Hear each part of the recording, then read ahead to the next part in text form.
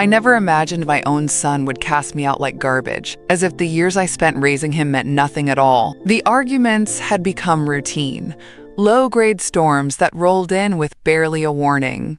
A sigh when I asked for help, a sharp word when I moved too slowly. But that night was different.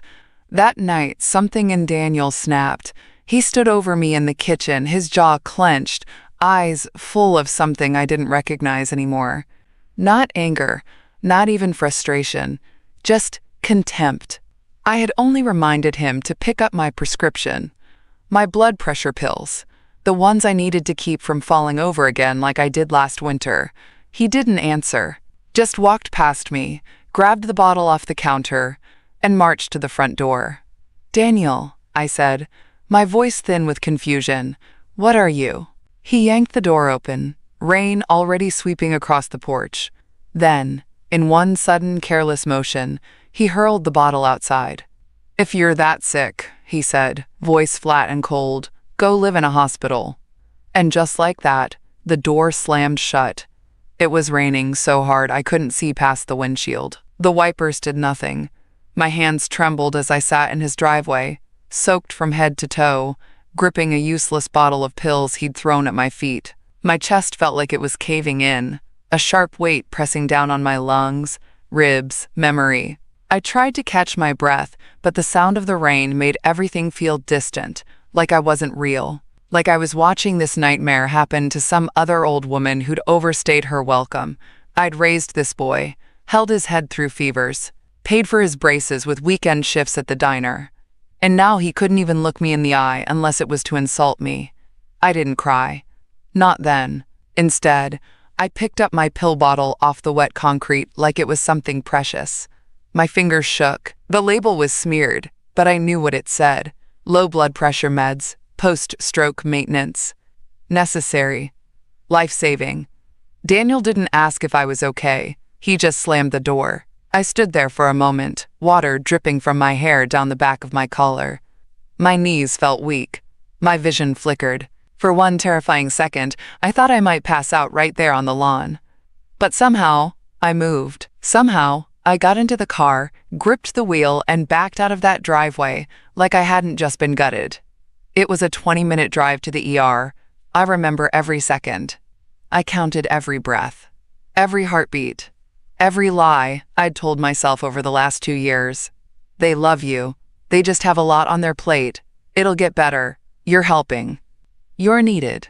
And yet here I was, alone. Not because I had no one, but because the people I'd trusted to care about me were the very ones pushing me toward the edge.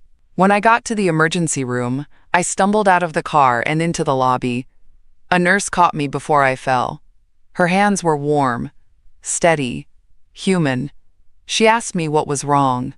I told her I didn't know anymore. They hooked me up to a monitor, drew blood, ran scans.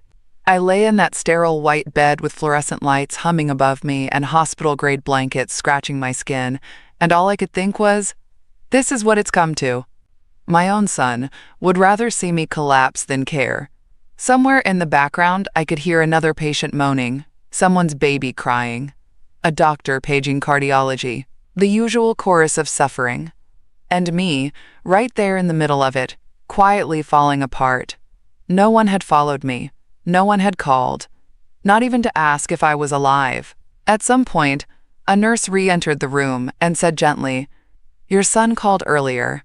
He told us you might be confused, that sometimes you forget things, that you might try to leave without being cleared." I just stared at her. It wasn't enough that he'd hurt me. Now he was trying to erase me. I turned my head to the wall, blinking at nothing. In that moment, something inside me shifted.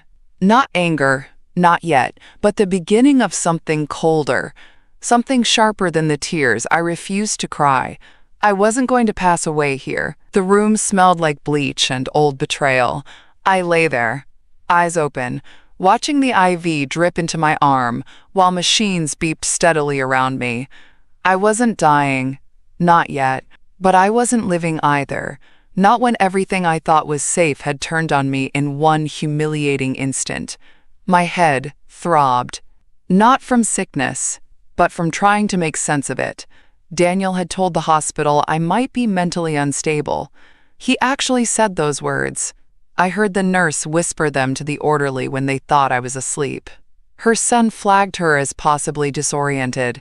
Be careful with discharge instructions. They even put a little symbol on my chart, some kind of quiet code for, watch her. She's not right in the head. I turned my face to the wall so no one would see my tears, not because I was ashamed to cry, but because I didn't want to give him that power. Not here. Not when he'd already taken my dignity and tried to wrap it in medical jargon. They'd stripped me down and given me a gown that barely tied in the back. Cold. Exposed. Every inch of me vulnerable. That's what betrayal felt like now. Not a wound, not a scream, just paper clothes and someone else speaking for you. They asked questions like I was a stranger to myself. Do you know what year it is? I answered. Do you? They didn't laugh. I wasn't confused. I wasn't unwell. I was heartbroken, and apparently that looked like mental decline when you were over 65 and not accompanied by a smiling relative to explain things away.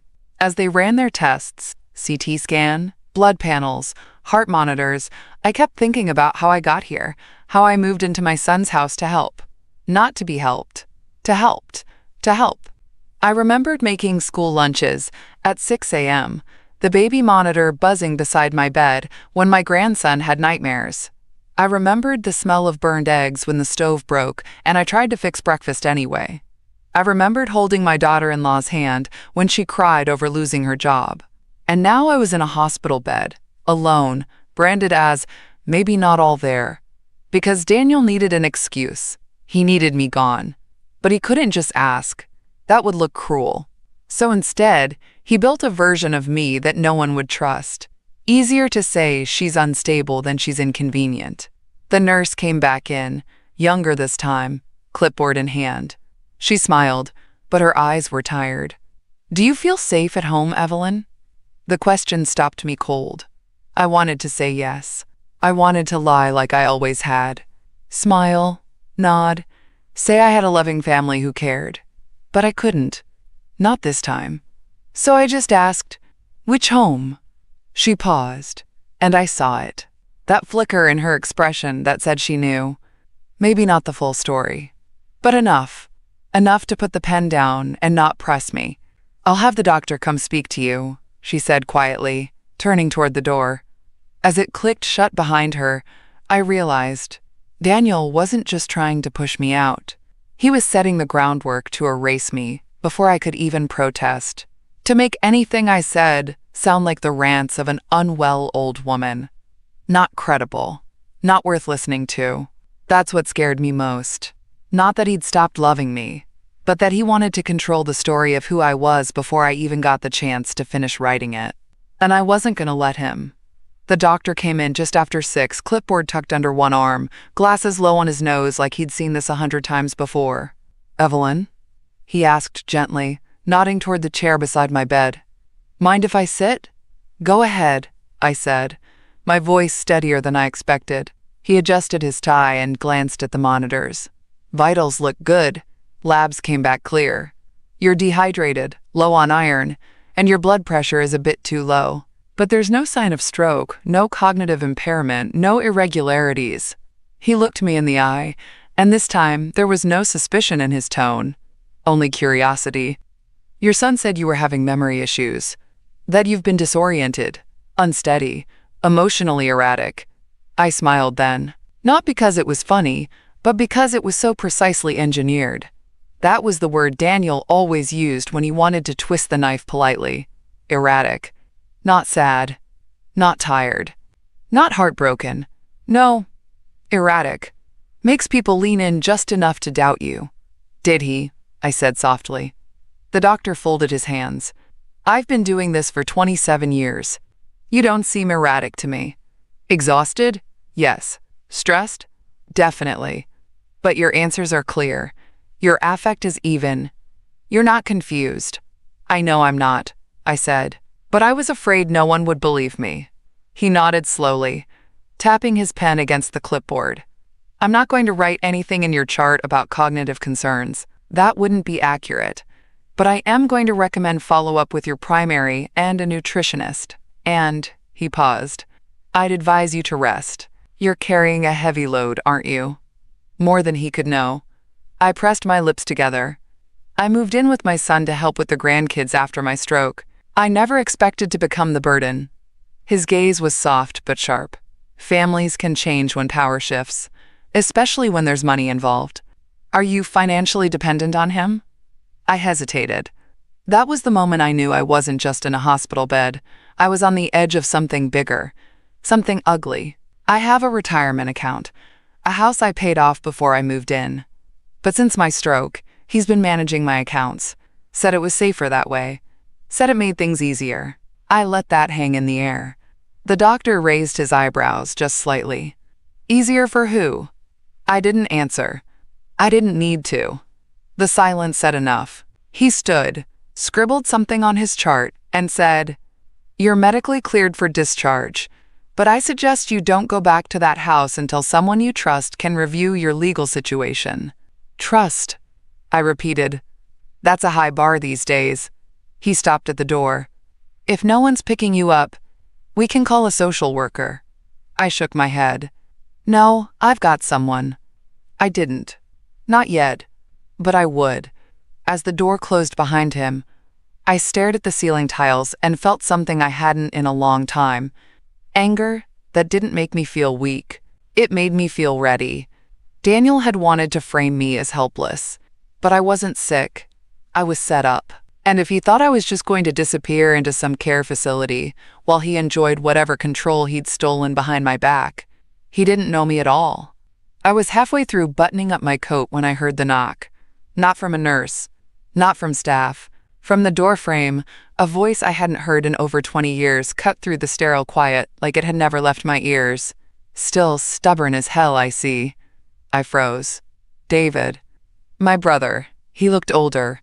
Leaner in the face, his graying beard neatly trimmed, but the same wary light still flickered behind his eyes.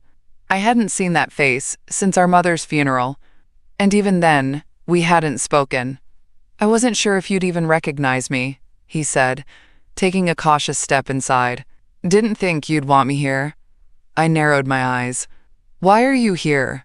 He raised his hand slightly, like he came in peace. Bonnie called me. From the community center. Said she saw you come in here looking half dead and alone. Thought maybe someone should check. Bonnie. Of course. The only friend I had left from the old neighborhood. She volunteered down at the hospital sometimes. Probably saw my name on the chart and couldn't keep it to herself. I should have been annoyed. Instead, my knees gave out just a little from the relief I didn't want to admit I felt.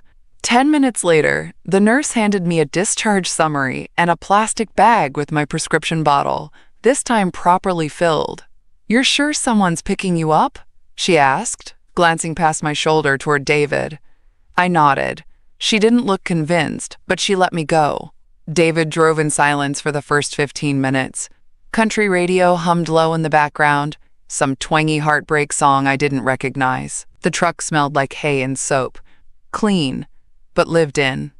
You don't look sick, he said finally. I'm not. He didn't press, just nodded. A beat passed before I added. Daniel told the hospital I was unstable. His jaw ticked. He told them I was forgetting things, said I shouldn't be left alone. David glanced at me, eyes sharp now. That true? No, I said plainly, but I think he needed it to be. He exhaled through his nose long and slow. He ever ask about the will? That stopped me cold. What? David looked back at the road. When I had my scare last year, the neighbor kid got real interested in where I kept my papers. People get bold when they think you're fading. Especially family. My stomach turned. A memory surfaced, one I hadn't paid attention to until now. The way Daniel had sat by my bedside after my stroke, how he kept asking if I wanted to streamline my affairs, offered to help with the forms. I'd been groggy, weak, grateful even, and that day I signed something. I couldn't remember what. Now the back of my neck itched with the knowing. They took something from me, I said quietly. David gave a dry little laugh. Then let's get it back. David's farmhouse sat at the end of a gravel road lined with dying oak trees. One porch light flickered in the dark like it wasn't sure it wanted to stay lit. The place looked small, tired, and quiet, which was exactly what I needed. He helped me inside, didn't say much, just pointed to the guest room. The sheets smelled like cedar and dust. There was an old electric heater in the corner and a small desk pushed under the window. "You want tea, Yell?" he said, then shut the door.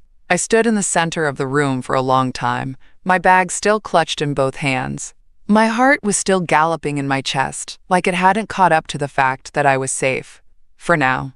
After a while, I changed into one of David's old flannel shirts he'd left folded on the bed. It smelled like the attic from our childhood, wooden beams and mothballs and sun-warmed books.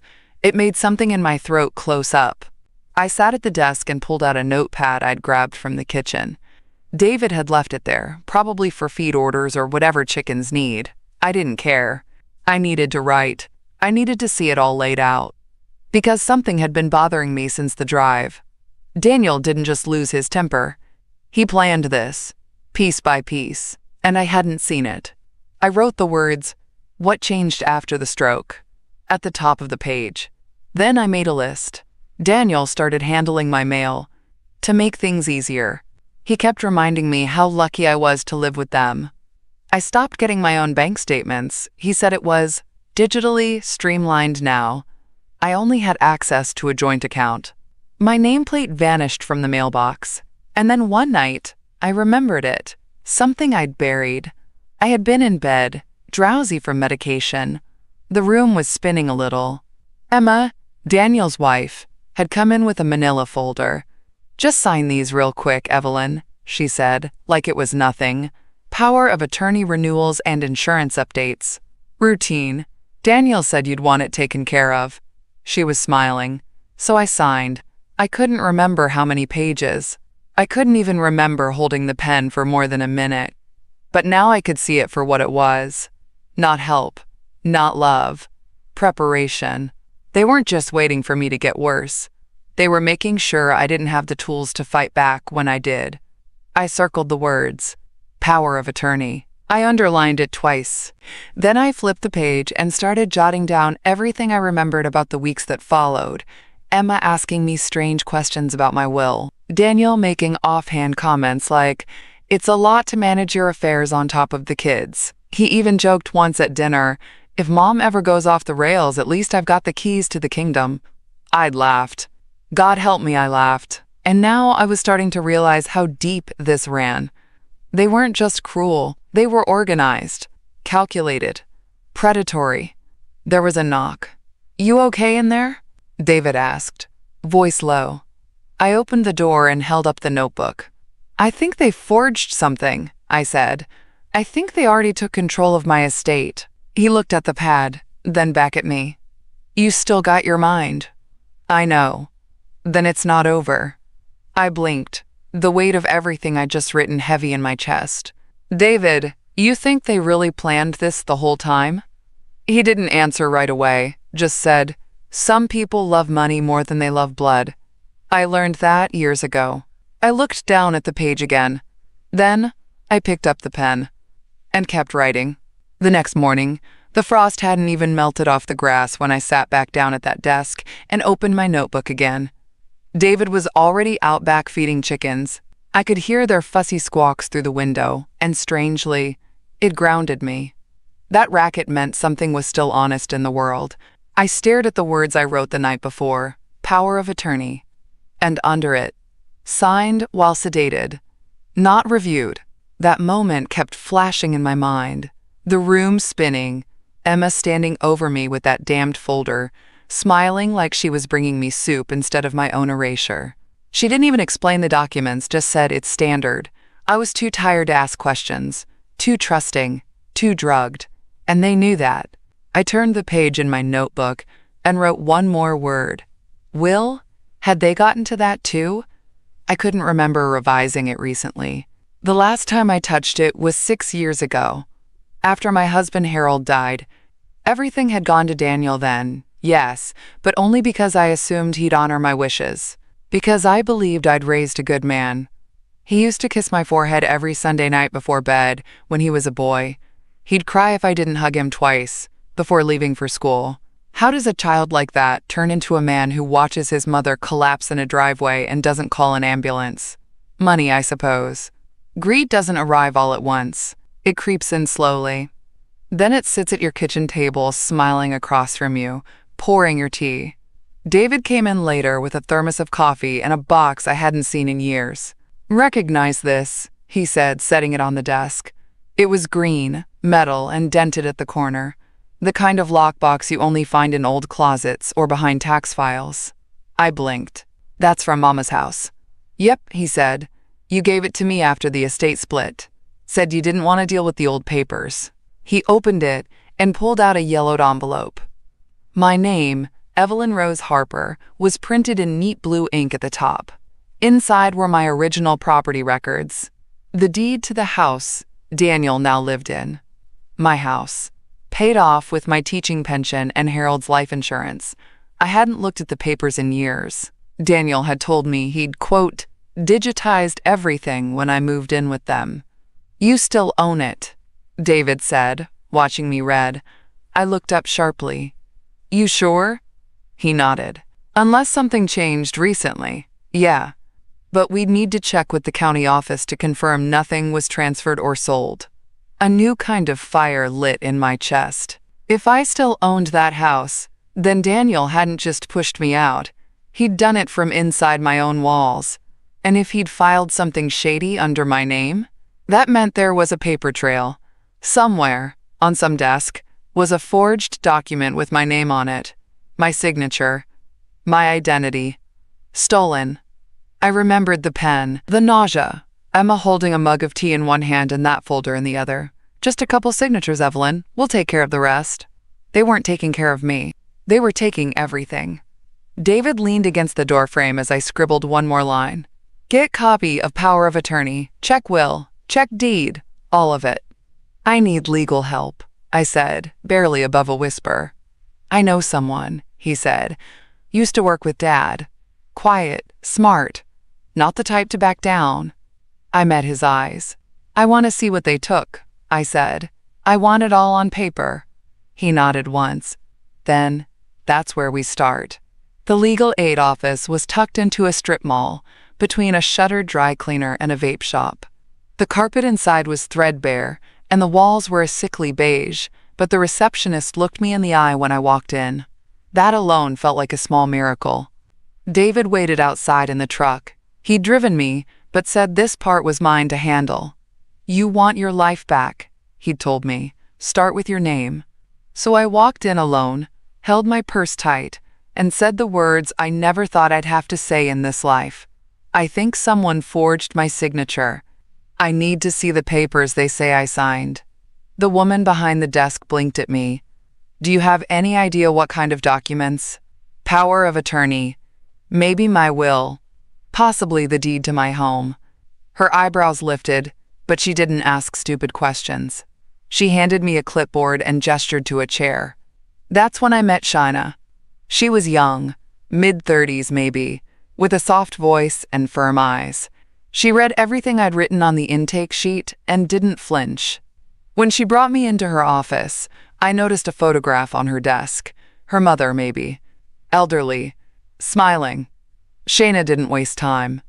"We can request copies of your legal records from your son's attorney if he filed anything under your name. We'll need a formal document request, and I'll walk you through how to file a motion if anything looks fraudulent." I blinked. "That easy? That possible?" "They make you feel like once it's signed, you're powerless," I said. She nodded. "That's the goal. But if your signature was obtained under duress, or forged entirely, you're not out of options, not even close."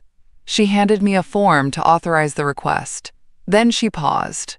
"Evelyn," she said, setting her pen down, "do you remember signing a power of attorney?" I remember a folder. I was in bed, on medication. Emma, my daughter-in-law, handed me a stack of papers, told me it was routine. "Did anyone explain what the documents were?" "No," she nodded once. "Then that's coercion." And if your son or daughter-in-law used that document to transfer assets, they committed fraud. It was the first time someone had said it out loud. Fraud. Not misunderstanding. Not family drama. Fraud. It should have made me shake, but it didn't. It made me still. Because now I wasn't a woman pushed out of her home. I was a plaintiff. I signed the request, my hand firm and steady. I printed my name with perfect clarity. I wanted the document to see it, to feel it. This is me, not the version they invented. As I handed it back to Shayna, she smiled gently. Give it a week. We'll find out who's really in charge of Evelyn Harper. Back in the truck, I told David everything. They're sending for the files. We'll know soon. He kept his eyes on the road, but I saw the smirk tugging at the corner of his mouth. You don't sound scared. I'm not, I said. Not anymore. He nodded. You were always the smart one. No, I said, watching the sun fall low over the hills. I was just too damn polite. And now I'm not. A week later, after I received all the needed documents, I visited my late husband's lawyer. A week later, I was ready for a way, as I stormed in the office of my son's lawyer. The office was colder than it needed to be. Sleek glass walls, chrome furniture, one of those expensive espresso machines humming in the background like it had something to prove. Everything about the place screamed, "We win here." David offered to come, but I told him no. This one, I had to do by myself. The receptionist, a young man with the personality of a locked door, told me to wait. I didn't sit. I stood near the window and stared down at the parking lot, reminding myself of what was at stake. Not just money, not just property, control, dignity, my name. A door clicked open behind me. Mrs. Harper? I turned.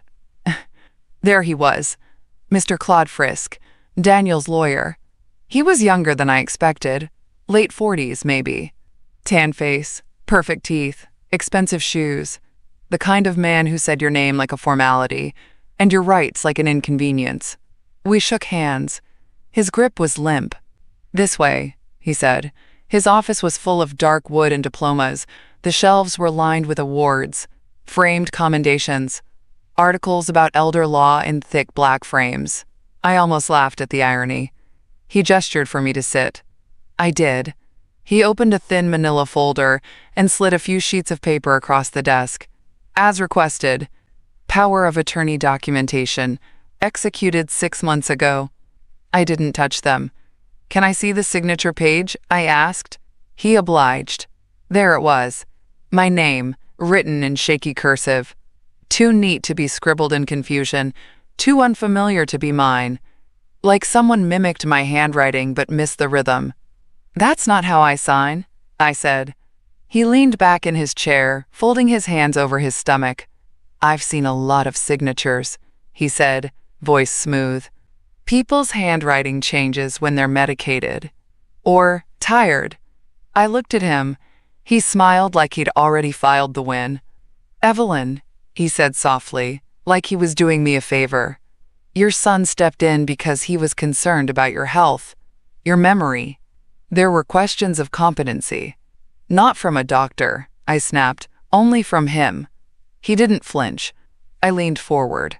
Was I evaluated before this document was signed? No formal evaluation, he admitted.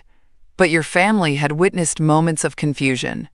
My family, I interrupted, has been orchestrating a con, and you're part of it. Now he blinked. Ma'am, I represent your son. I don't make his decisions for him. No, you just formalize the theft. I picked up the signature page and held it close. The more I looked, the more I knew. That wasn't me. That wasn't my loop in the R. That wasn't my slope in the verses and the rows in the middle. I hadn't used my middle name in 10 years. I never signed this, I said, calmly, clearly. His expression hardened, just slightly. Well, he said after a beat, you'll have to prove that. I stood. Don't worry, I said, I will. Back in the truck, David waited with a thermos of coffee and no questions. I handed him the photocopy of the forged signature. This is the one, I said. He squinted at it. That's not your hand. No, I said, but it's the nail in theirs. He raised an eyebrow. You ready to fight this all the way? I looked out the window as the sky turned the color of steel. I'm not just ready, I said. I'm furious, and I'm not alone anymore. I didn't call Daniel. I waited for him to call me. It took 3 days. I figured it would. After all, now that I was out of the hospital, he needed to maintain the illusion. Check on poor Mom, see if she was adjusting okay. Not out of guilt, not even control. Just optics. He'd built this lie so carefully. If I disappeared too fast, people might start asking questions.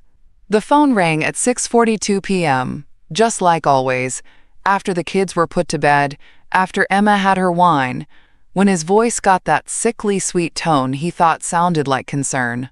I let it ring twice, then answered. Hey, Mom, he said lightly, like we hadn't stood on his driveway with him throwing my medication like garbage. How are you feeling? You settled in okay with Uncle David? I let out a long, soft breath. Oh, Danny, I said, drawing out the syllables just enough to sound tired. I'm still a little foggy, to be honest. I keep wondering about those papers you and Emma had me sign a while back. Silence.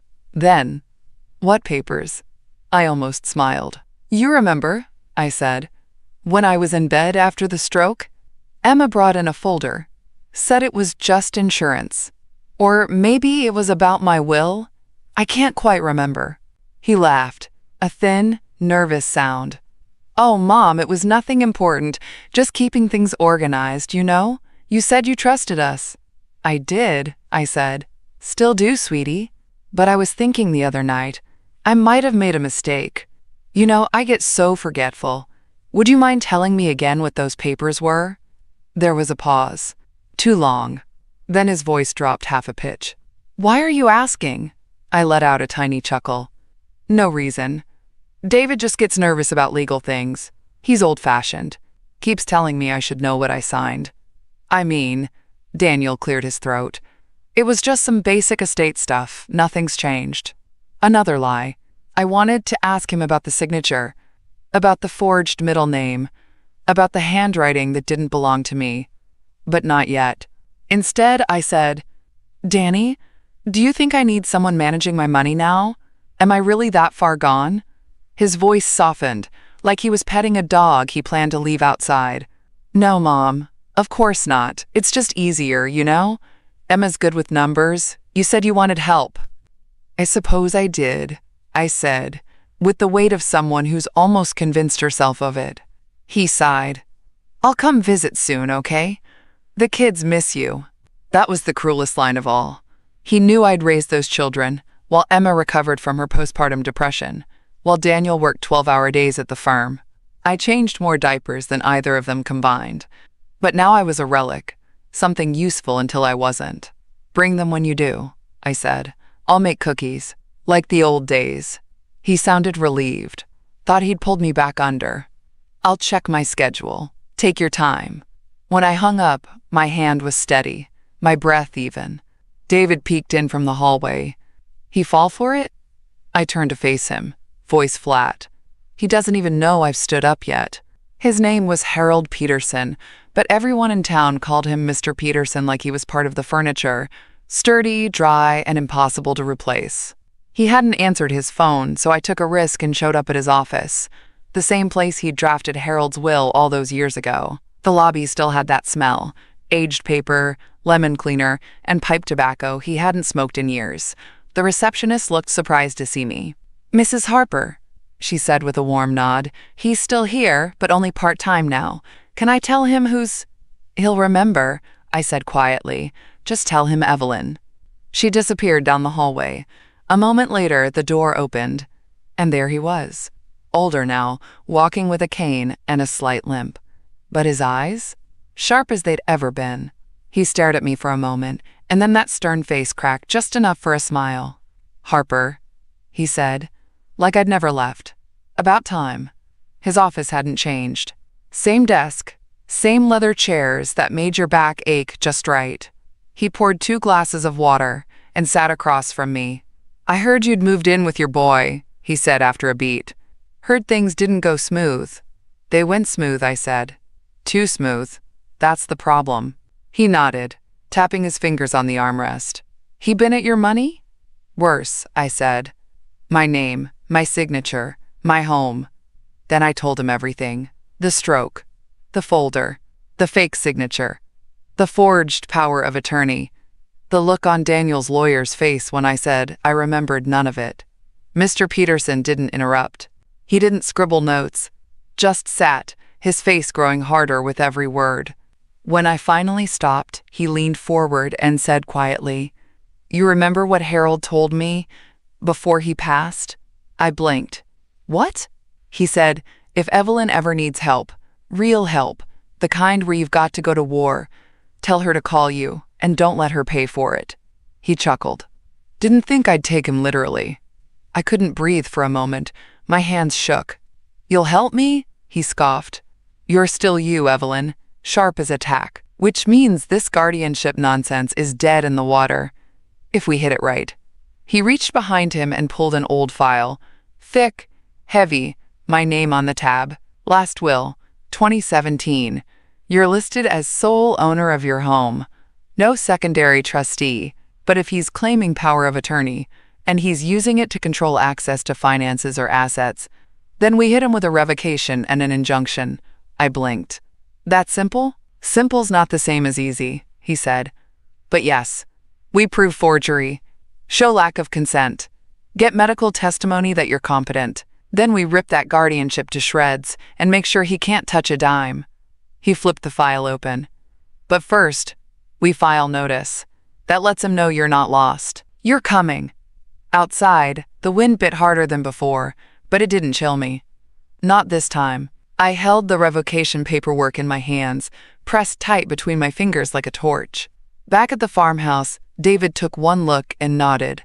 "That's it?" "No," I said. "That's the beginning." I hadn't touched my old laptop in almost a year. The screen was dim, the keys sticky with time, and the charger was fraying at the tip. But once it powered on, I felt something click back into place, like muscle memory waking up from a long sleep. I wasn't looking at emails anymore. I was looking at ammunition. David set up a folding table in the living room and brought in an old banker's box he'd found in the back of the garage. Inside were all the things I'd packed away when I moved into Daniel's house. Bank statements, property tax records, pension summaries, even old birthday cards that had been stuffed with checks I'd never cashed. I sat down with a yellow notepad and a ballpoint pen, and I got to work. First, I pulled up my online banking history. The joint account Daniel had opened for convenience had been draining slowly. Monthly transfers, miscellaneous expenses. I wrote down every one. $750 consulting fee to unknown vendor, $3,200 HVAC repair at their house, my house, $1,100 private school donation under Emma's name. None of it was mine. None of it was authorized. And yet all of it was paid from the account I'd trusted them to monitor. Then came the emails. I searched my inbox using terms I never thought I'd need. Power of attorney, guardianship, notarized. And there it was, a message from Daniel. 6 weeks post-stroke. Subject line, "Don't worry about paperwork. Emma's got it covered." I clicked it. "Mom, just sign the folder. Emma already had it notarized. You don't need to read through all that. Just trust us. It's the standard stuff, like Harold used to do. We'll make sure you're taken care of." The words burned. Already had it notarized. I printed it. Then I found texts. Screenshots of conversations I'd saved without meaning to. Emma asking for my bank login. Just once, because she needed to check something for the taxes. Me responding, "Sure, don't change anything, please." David walked in halfway through and stopped in the doorway when he saw the mountain of papers on the table. "Looks like the IRS exploded in here." I didn't look up. They thought I was going to die. He walked over and handed me a cup of tea. "Then let's give them something worse." By the time the sun set, I had 3 labeled binders. Financial misuse, medical consent and communication, document discrepancies. Inside were printouts, timelines, scanned copies, and my own annotations. Color-coded tabs marked every inconsistency Every misused dollar, every sentence Daniel had written that now cut the rope he used to tie me down. Mr. Peterson called that night. I told him what I'd compiled. He laughed, not kindly. "This is better than I hoped. When we file, we're not just revoking guardianship. We're asking for a full financial injunction." "Will that stop him?" He paused. "It'll stop him from touching another penny. And if we get the right judge, it'll start something else too. An investigation." I leaned back in the chair and closed my eyes. Exhausted, but no longer powerless. I wasn't done. Not yet. But for the first time in months, I felt like Evelyn Harper again. Not some fragile woman in a hospital gown, not a forgotten burden, but a witness, a fighter, a name they couldn't forge anymore. "You don't need to make it emotional," Mr. Peterson said, sliding a blank legal pad across the table. "Just clear and confident. We'll do the heavy lifting in the motion, but I didn't want it to be just clear, I wanted it to be mine." I sat at his oak desk while the paralegal filed the paperwork with the court clerk. An emergency petition, revocation of guardianship, injunction to freeze financial activity, motion for review of power of attorney and related signatures. It all sounded so clean, so formal, but it didn't feel clean. It felt like peeling skin off a wound and asking someone to look. Peterson poured me a cup of coffee, strong, black, unforgiving. "You've got until tomorrow morning," he said. "We file the affidavit with your statement by 9 a.m. I nodded. Then I went home to write the hardest letter of my life. I started with the truth, not the legal kind, the human kind. My name is Evelyn Rose Harper. I am 68 years old. I had a mild stroke 8 months ago. I moved in with my son to recover and to help with his children. What followed was not care, it was containment. I kept going. My power of attorney was changed under conditions I did not understand and could not consent to. I was medicated, confused, and alone. My daughter-in-law placed documents in front of me without explanation. I was told to sign, just to get through the red tape. No one mentioned guardianship. No one explained the financial control I was handing over. I trusted them. They used that trust as currency. I paused. My hands were shaking, not from weakness this time, from rage. My son did not protect me. He planned around me. He isolated me. And when I questioned it, he labeled me unstable. He weaponized love. He used the language of care to execute control. I am not confused. I am not forgetful. I am not broken. I am angry. I am awake. I am here. David read it after dinner, sitting across from me with his glasses perched at the tip of his nose. He didn't speak for a long time. Finally, he folded the pages and said, "It's perfect." I looked down. "Do you think the judge will believe me?" He didn't even blink. "He'll feel you. That's more important." The next morning, we drove back to Peterson's office. I handed over my statement, signed and sealed. It went into the folder with the rest of the evidence. The paralegal made copies. Peterson raised an eyebrow. "Ready?" I nodded. "I've seen these kinds of cases take months," he warned. "But you've got something they don't expect." "What's that?" He grinned. "You're calm, you're dangerous, and you've got receipts." By noon, the motion was filed. By 3 o'clock, the court issued a preliminary hearing date, 2 weeks. Fast-tracked due to suspected financial abuse and forged documentation. That night, I slept like I hadn't in years.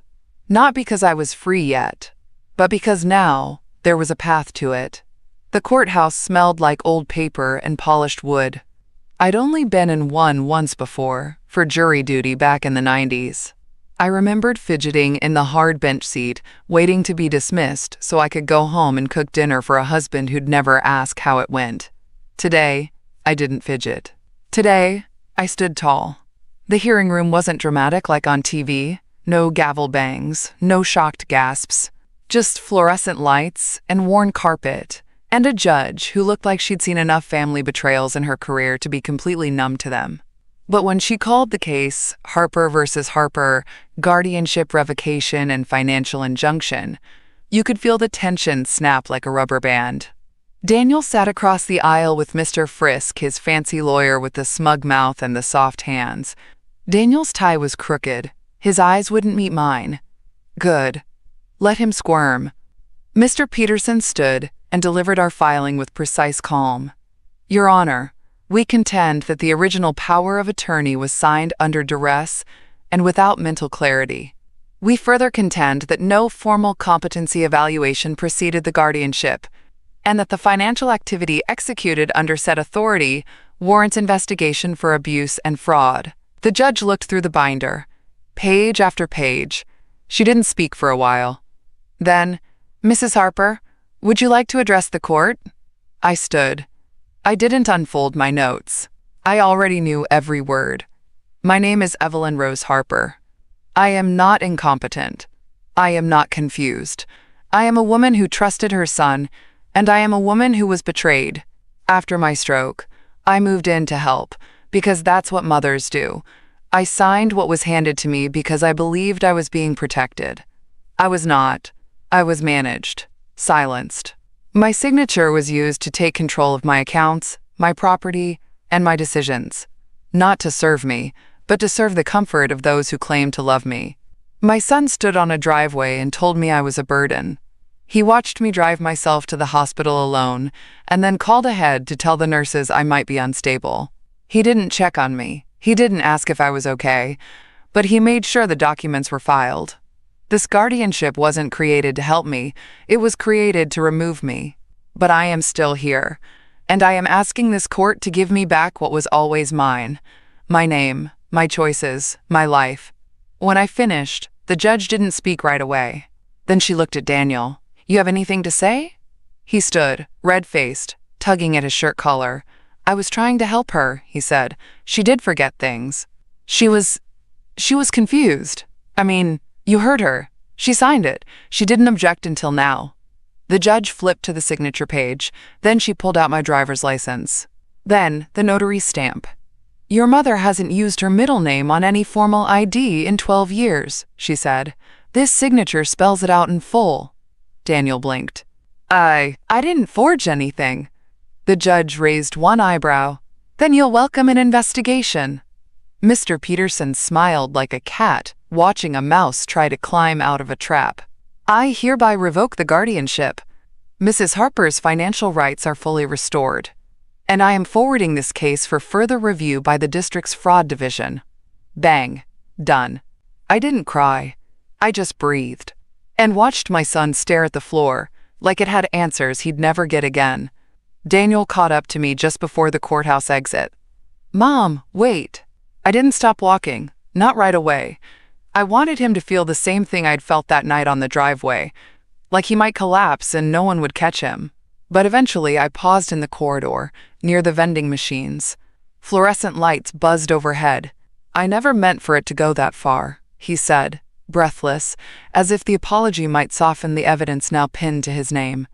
We were just trying to protect you. You were different after the stroke. We didn't know what to do. I turned, slow and steady.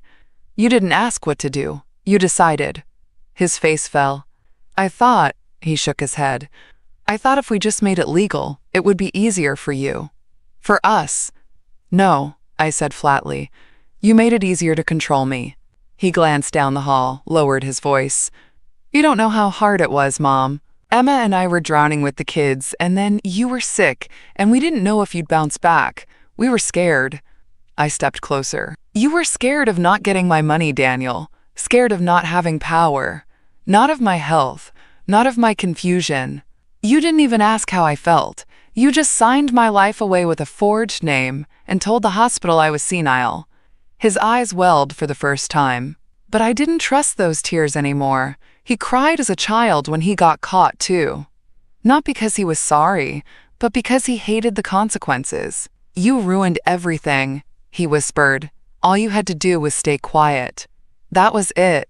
That was the final thread snapping loose. I stared at my son, not the boy I raised, not the man I hoped he'd be, but the small, frightened thief who thought love was something you could hold hostage. All I had to do, I repeated, was survive you. And I did. He looked at me like I'd slapped him. "I'm your mother," I said, my voice low and lethal. "Not your checkbook, not your safety net, and certainly not your responsibility to erase." He wiped his face like it would undo the last 10 months. "You're not even sorry," I said. "You're just exposed." Then I turned. I didn't look back. Not when he called my name. Not when I heard his voice crack. Not when I saw him slump against the wall like the verdict had just landed. Because it hadn't. It landed the day he watched me drive away half-conscious and never called to check if I lived. Outside, David was waiting in the truck, engine running. "You done?" he asked. I closed the door behind me. "No," I said. "But he is." He nodded, pulling away from the curb as the courthouse shrank behind us. "You still want to go home?" I smiled. "That house is already mine. But I think I'll wait one more day." David chuckled. "Let the movers finish? Let the locks change," I said. He showed up at twilight. The porch light had just flickered on, catching his silhouette on the walkway like some ghost too late for the haunting. He stood with his hands shoved in his jacket pockets, shoulders hunched, not the same man who once barked at me to get some help while hurling my medication across his driveway. Now he looked like the weather had finally caught up to him. I didn't move, just stood in the doorway, one hand resting on the frame, the other gripping the edge of the door. "Mom," he started, voice thick. "Please, I didn't know how bad this would get. I didn't know they'd take it so far." "They?" I almost laughed. "Your name was on every withdrawal," I said quietly. "Every signature, every lie. I wasn't trying to hurt you." "Then why did you need me silent to feel safe?" He flinched. "You were acting strange after the stroke." Emma was scared.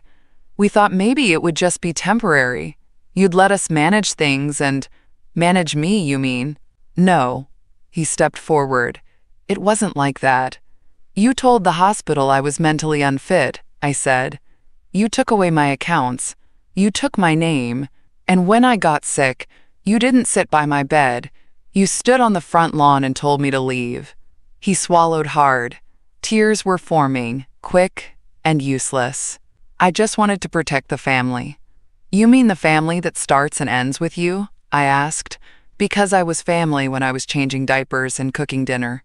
I was family when you needed a free babysitter and a pension. But the second I needed rest, I became a burden. He didn't deny it. Didn't even try. "I was wrong," he whispered. "Yes," I said, "but you weren't accidentally wrong. You were calculating. You were quiet about it. You knew what you were doing. And you thought I wouldn't have the strength to stop you." He reached for the screen door. I didn't let him open it. "I lost everything for a while," I said, my voice low. "My identity. My independence. You even tried to make me question my own memory. But I never lost myself. I just buried it under trust." He wiped his face like it would earn him a reset. Can we try again?" That's what he asked me, as if this were a missed birthday or a forgotten phone call, as if the court orders and frozen assets and broken trust were things you could mop up with a hug and a cup of coffee. "No," I said, "we can't." His face crumbled. I looked at him, and for the first time, I felt nothing. Not rage, not heartbreak, just finality. "I may be old," I said, "but I am not yours to dispose of." And then, calm as ever, I shut the door.